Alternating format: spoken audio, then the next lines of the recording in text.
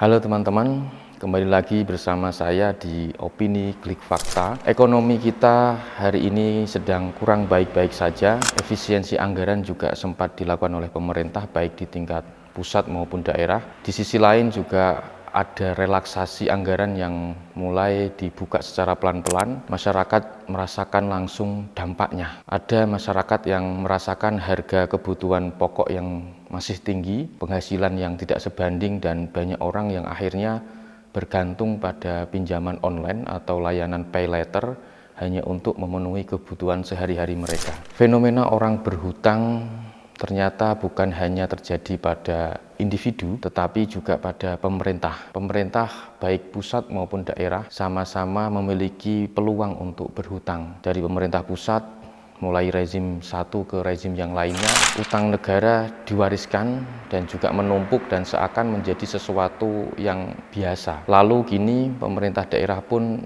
ada beberapa yang mengikuti langkah di jalur pemerintah pusat dengan berhutang tersebut. Berhutang ke bank untuk menutup kebutuhan APBD atau membiayai proyek-proyek tertentu. Persoalannya, ketika individu berhutang, resikonya ditanggung sendiri.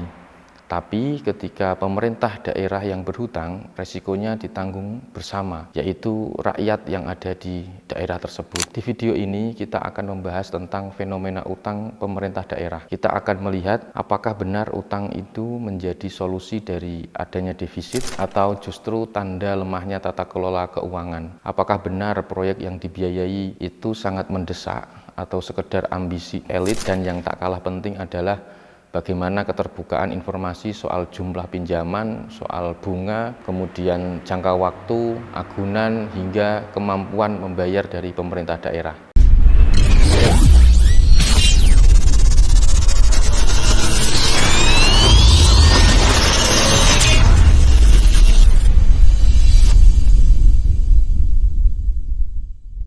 Oke teman-teman, tanpa adanya keterbukaan, utang pemerintah daerah bisa saja berubah menjadi beban besar yang diwariskan pada generasi mendatang.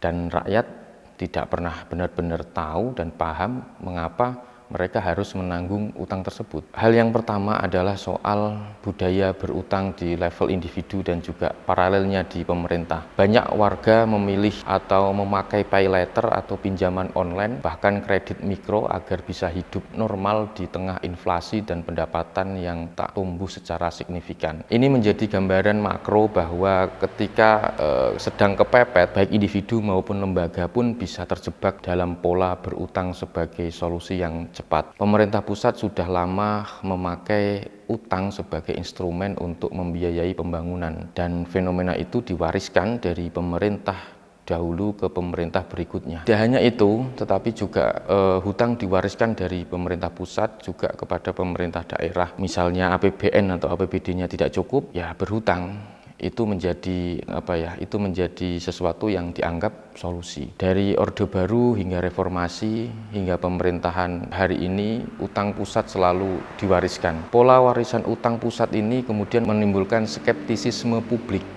Jangan-jangan daerah juga akan mengikuti pola yang sama, yaitu mewariskan beban hutang pemerintah yang sebelumnya, kemudian yang berikutnya juga memiliki beban. Kemudian yang kedua adalah soal konflik warisan utang pemerintah pusat dari rezim ke rezim. Data mengatakan utang pemerintah pusat Indonesia itu terus meningkat. Dari berbagai sumber, data mengatakan bahwa utang pemerintah pusat Indonesia terus meningkat. Selain itu juga tahun 2014 outstanding utang pemerintah dari 2.600 sekian triliun naik menjadi sekitar 7.800 sekian triliun per Juli 2023. Rasio utang terhadap PDB per Desember 2024 sekitar 32,2%. Warisan utang ini kemudian menunjukkan bahwa utang bukan cuma masalah satu periode pemerintahan saja, tetapi beban antar generasi yang bisa menimbulkan tekanan fiskal jangka panjang. Yang ketiga, tidak semua pemerintah daerah itu punya sumber daya manusia keuangan atau data analis keuangan dan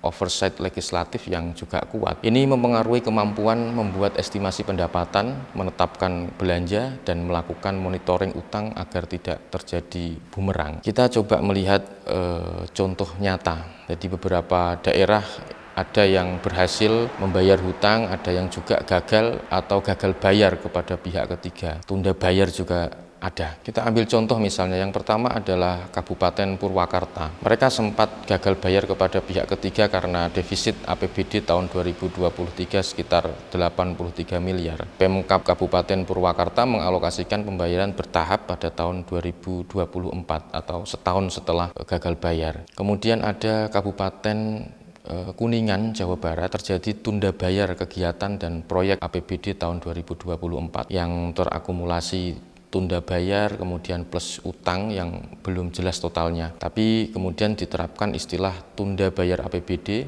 senilai kurang lebih 113 miliar rupiah. Kemudian ada juga di Kutai Kartanegara, hutang pihak ketiga untuk pekerjaan OPD yang belum dibayarkan senilai 311 miliar untuk berbagai paket pekerjaan di OPD. Selain itu juga ada di Kota Banjarmasin, ada hutang yang sudah kemudian dilunasi dari kegiatan pihak ketiga pada tahun 2023. Totalnya ada sekitar 348 miliar utang ke pihak ketiga yang kemudian dibayar dengan sisa sekitar 62 miliar rupiah. Jadi ada yang mampu melunasi, ada yang cuman menunda bayar, ada yang belum jelas pembayarannya.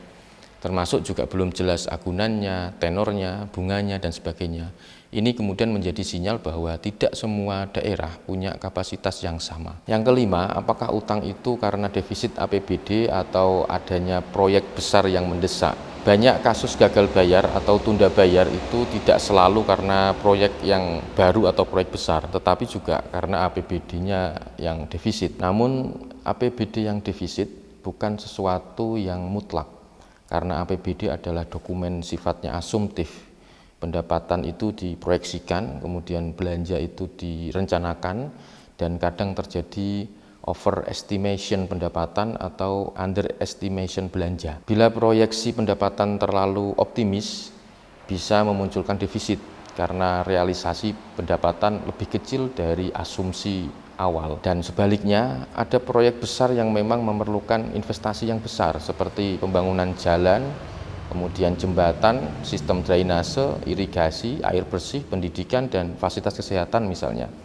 Tetapi yang harus diperhatikan adalah apakah proyek itu memang menjadi prioritas publik dan apakah manfaat ekonominya sebanding dengan biaya utang ditambah dengan bunganya, ditambah dengan tenor atau jangka waktu berhutangnya. Dan yang keenam adalah soal keterbukaan informasi.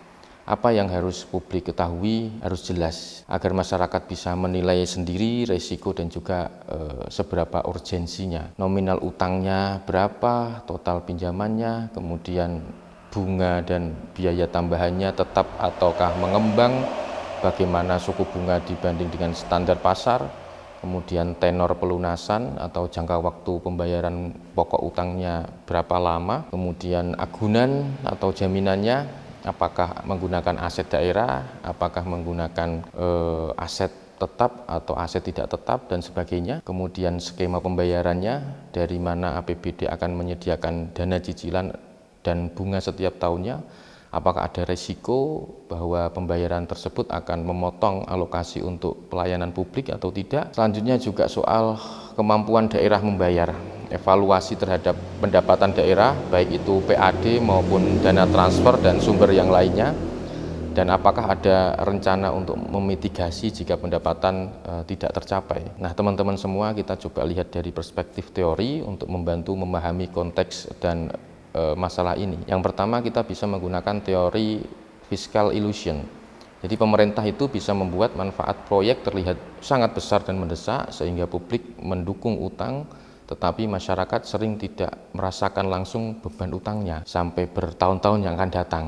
Nah, beban tersebut bisa jadi lebih besar dari estimasi awal. Kemudian yang kedua, bisa kita menggunakan teori prinsipal agen rakyat sebagai prinsipal yang memberi mandat kepada pemerintah ini sebagai agen, tetapi ada ketidakseimbangan informasi. Pemerintah lebih tahu detail utang dan proyek daripada rakyatnya. Jika jaminan, kemudian tenor atau bunga tidak diungkap, rakyat tidak bisa mengevaluasi apakah keputusan berhutang benar-benar untuk kepentingan umum atau hanya soal ambisi elit politik saja. Lalu kita membahas tentang dampak potensi jika tidak cukup berhati-hati. Jika pembayaran cicilan utang kemudian menyedot alokasi untuk kesehatan, pendidikan, atau infrastruktur yang sifatnya dasar, pelayanan publik akan terdampak negatif. Kemudian jika utang dipakai untuk proyek yang tidak produktif atau tidak dirawat dengan baik, proyek bisa cepat rusak atau tidak dimanfaatkan secara optimal alias mangkrak. Daerah bisa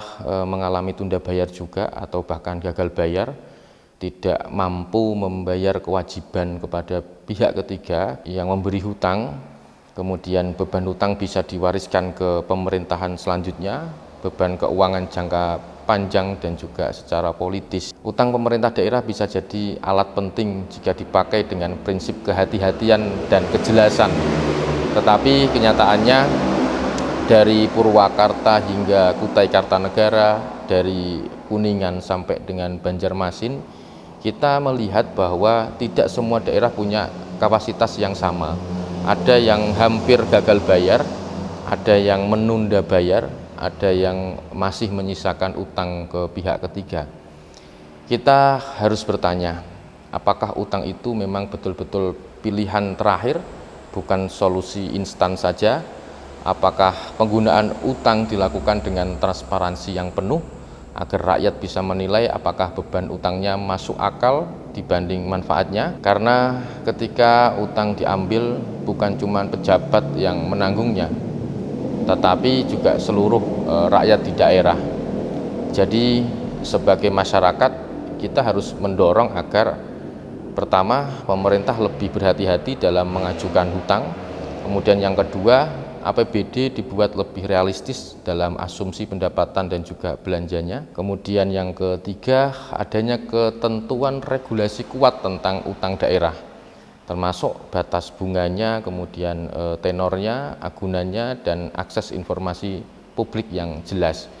Karena pembangunan yang baik bukan hanya soal apa yang dibangun, tapi juga bagaimana cara membangunnya tanpa membuat generasi berikutnya membayar harga mahal dari keputusan berhutang tersebut. Terima kasih sudah menyimak, sampai jumpa di video selanjutnya.